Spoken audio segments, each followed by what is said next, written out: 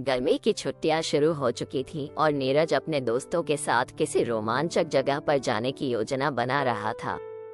बहुत सोच विचार के बाद उन्होंने एक पुरानी किताब में पढ़ी जगह खोए हुए शहर का सफर तय किया।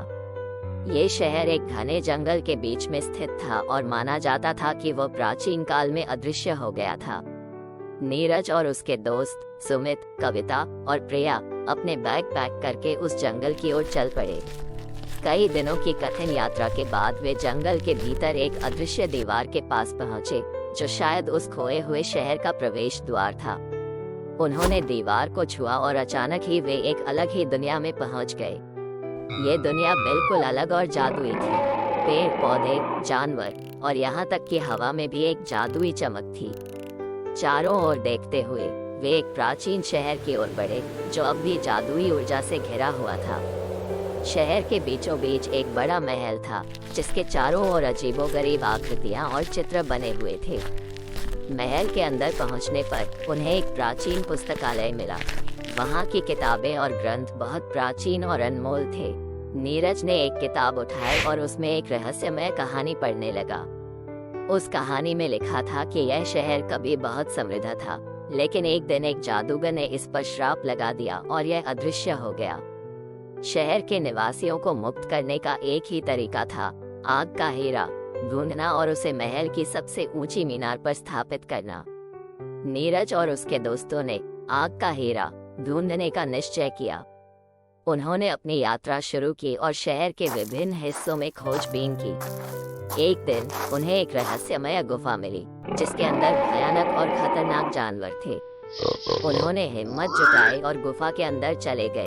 गुफा के अंदर उन्होंने कई चुनौतियों का सामना किया, लेकिन अंततः उन्हें आग का हीरा मिला।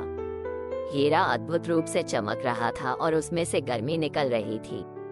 नीरज और उसके दोस्तों ने हीरे को सुरक्षित रूप से अपने पास रखा और महल की ओर वापस लौटे।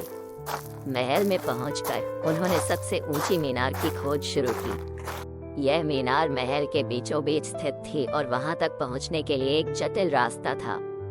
रास्ते में कई तरह के जाल और पहेलियां थीं, जिन्हें उन्होंने अपनी बुद्धिमानी और साहस से पार किया।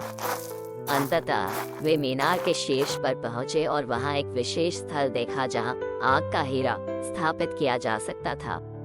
नीरज ने हीरे को सावधानीपूर्वक उस स्थल पर रखा।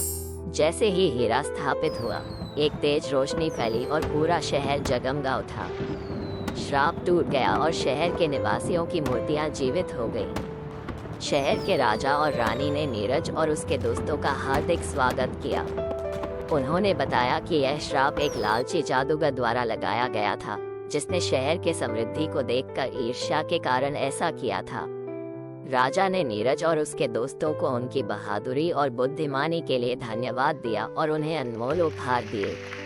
नीरज और उसके दोस्तों ने शहर के निवासियों के साथ कुछ दिन बिताए, वहां की अद्भुत संस्कृति और इतिहास को जाना।